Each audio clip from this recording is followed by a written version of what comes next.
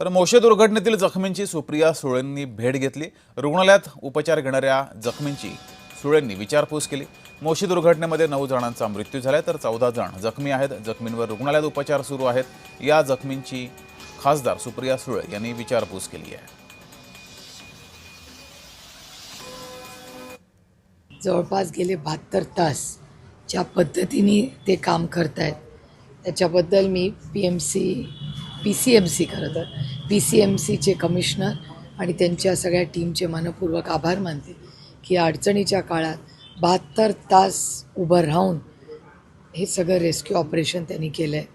आणि सगळ्या डॉक्टरांचे, साईनाथ हॉस्पिटल त्यांची सगळी टीम, डॉक्टर्स सगळे हेल्थ वर्कर्स त्यांचे मनपूर्वक आभार मानते की त्यांनी सगळ्यांनी तातडीने ही मदत केली। पण दुर्दैवाने आपण सगळ्यांना वाचवू शकलो नाही, आपल्या सगळ्यांचंच अपयश आहे। पण या सगळ्या गोष्टीचं ऑडिट झालं पाहिजे।